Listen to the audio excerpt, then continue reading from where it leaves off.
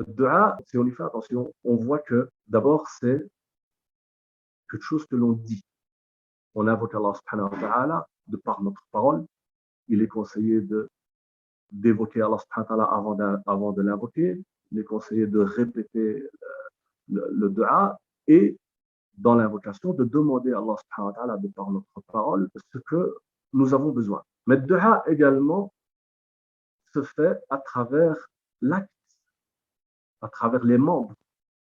Dans le dua, on voit que dans un premier temps, on lève les mains et puis de manière beaucoup plus large. Et là, on revient et on retourne dans l'ensemble voulu par le hadith où le Nabi sallallahu alayhi wa sallam dit Ad-du'a ibada.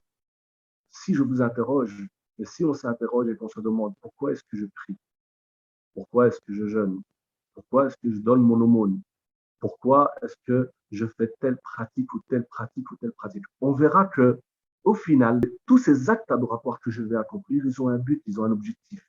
C'est de représenter la volonté divine sur terre et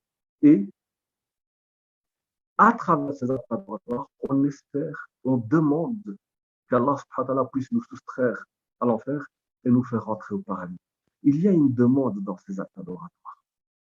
Certes, ils sont différents de la dua dans la conception initiale que nous avons, mais on peut voir que tous nos actes adoratoires vont un peu dans le sens de dua, parce que quelque part, on reconnaît Allah subhanahu wa ta'ala qu'il est ce qu'il est et que nous sommes ce que nous sommes, et nous demandons à travers tous nos actes adoratoires qu'Allah subhanahu wa ta'ala puisse nous compter parmi les siens, faire en sorte que notre tombe soit un jardin du paradis, et puis que le jour de la rétribution, nous soyons préservés du châtiment douloureux et que nous puissions bénéficier de l'assise auprès de notre prophète salam, ainsi que des autres prophètes salam, des compagnons, des gens pieux, etc., dans les hauts jardins du paradis.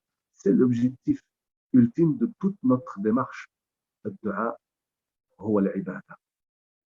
On l'a vu par la parole, on le voit par les actes adoratoires. Et puis, revenons à la troisième dimension qui est également cruciale. On peut se rendre compte que dua, en réalité, naît dans le cœur.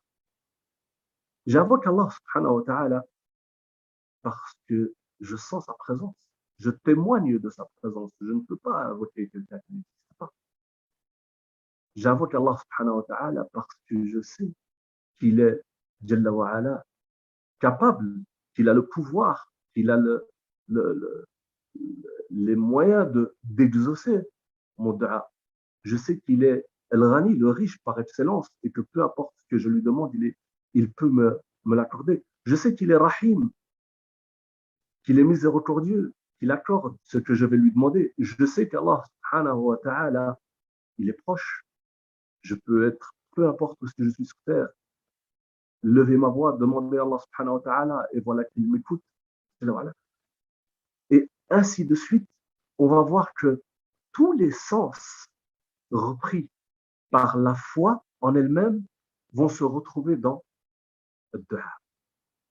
Donc, le dua est une manifestation de la foi.